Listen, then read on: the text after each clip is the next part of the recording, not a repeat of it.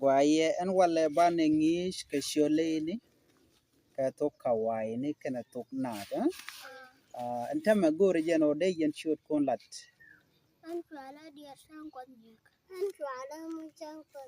guaye she loida te the long ko she shoot con shakalada okay men ban linga jan guasa me go region or bay ti dian alare yan diala okay yo mishram kele kuji yo bebet bela ram me shalena kamishi angaji yo biaga chulat ken dial ti bu kon kala ti bu ka leitin kontin cheng cheng okay and to kona kawungu kawungu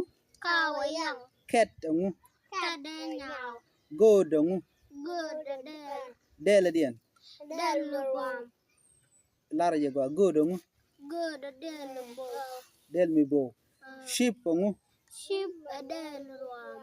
dog en monkey donkey donkey ngu much lara much donkey okay ka orasangu en pelen ni pin orasangu orasemul oras a juk torok a mul pan but chale juk torok okay guaye antama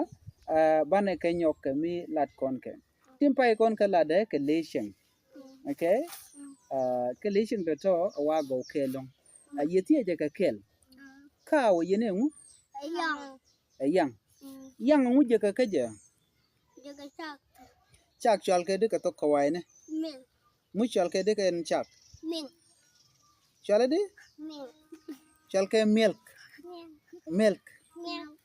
chale milk okay dia lere je go yeti je nyok yang ngu gwa tino ka ngu da dien okay yang je kering kaje je ka shak kaje yang bon kunna kaje me kwen ke shek okay ti yen run mu yen kwen run bia kwen ko cham kwen ko okay ka cham mu gwa dino yang mu gwa long ka ngani ken were okay be nyok miti nyok bia ka lo je ban chu ko mu da dia na chane nyok kawungu ketungu godungu shipungu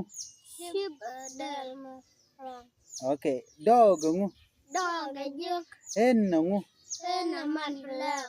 monkey yangu donkey yangu pig yangu